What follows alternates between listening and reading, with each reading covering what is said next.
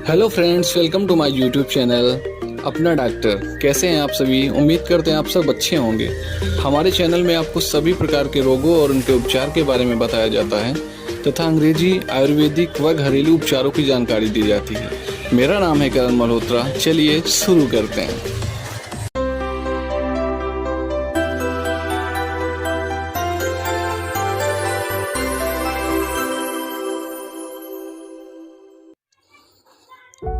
दोस्तों, आज हम बात करने वाले हैं सिकल सेल एनीमिया डिजीज़ के बारे में, जो कि एक जेनेटिक डिसऑर्डर है। यानी कि जेनेटिक डिसऑर्डर मीन्स माता पिता से बच्चों को हो जाने वाली बीमारी, जिसका नाम है सिकल सेल एनीमिया।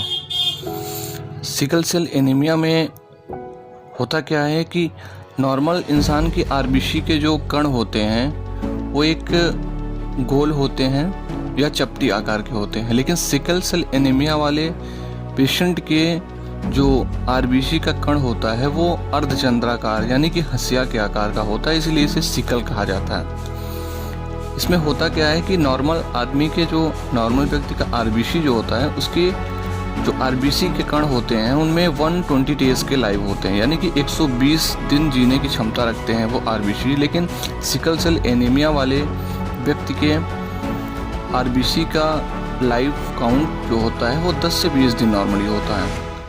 ये होता है एनीमिया का नॉर्मल हम देखना चाहते हैं, और देखते हैं इसके सिम्टम और कॉजेज़ के बारे में।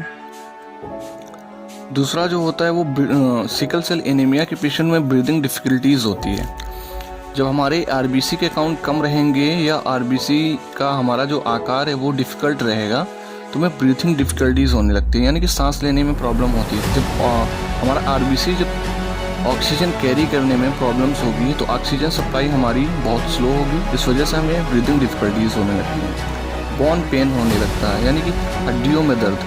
जब ब्लड का सप्लाई प्रॉपरली काम नहीं करता है तो हमें बोन पेन होने लगता है, यानी कि हड्डियों में दर्द होने लगता है। ये है सिकल सेल एनीमिया के लक्षण।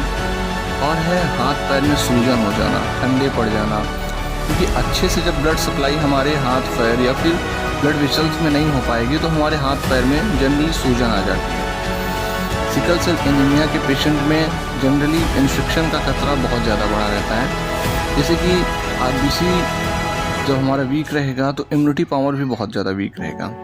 ऑर्गन्स उसमें डैमेज होने के बहुत ज़्यादा चांसेस रहते हैं। इन्फेक्शन में जिसमें न्यूमोनिया सबसे ज़्यादा है, तो सिकल सेल एनीमिया वाले पेशेंट में न्यूमोनिया का खतरा बहुत ज़्यादा रहता है।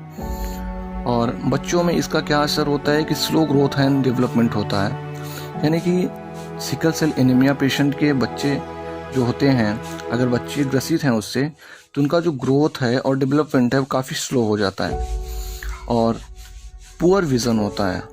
नेक्स्ट कारण है, नेक्स्ट सिम्टम, रेटिना में अच्छे से ब्लड सप्लाई जब नहीं होगा तो हमें धुंधलापन दिखाई देगा या फिर अच्छे से हमें दिखाई नहीं देगा। और अगला सिम्टम है फीवर आना, लंग्स, स्प्लीन इन्फेक्शन हो जाना, ये सब प्रॉब्लम्स हैं, और पेट में सूजन आ जाती है। और आइए आगे हम बात करते हैं इसके कॉम्प्लिकेशन के बारे में। इसकी प्रॉब्लम क्या होती है? देखिए, पहला कारण है स्ट्रोक्स आ जाते हैं। ब्लड का सप्लाई अगर प्रॉपरली नहीं वर्क करता है तो उसमें हमें स्ट्रोक्स आने लगते हैं, यानी कि सीजर आने लगते हैं। दूसरा है लंग्स इन्फेक्शन। छोटे छोटे ब्लड सेल्स के कारण ऑक्सीजन सप्लाई नहीं होने के कारण हमें चेस्ट पेन, ब्रीदिंग प्रॉब्लम्स, ये सब, और लंग्स में इन्फेक्शन होने का खतरा हो जाता है। और इसके लिए हम बात करते हैं कि अगर हम डॉक्टर से प्रिस्क्रिप्शन लेते हैं तो उसमें इन्वेस्टिगेशन करने के लिए क्या क्या किया जाता है। हमारे सबसे पहले एचबी का टेस्ट किया जाता है। अगर आपको पेट में प्रॉब्लम है, यानी कि एब्डोमिनल पेन है या फिर एब्डोमिनल स्वेलिंग है, तो हमें सोनोग्राफी करने की सजेशन दी जाती है।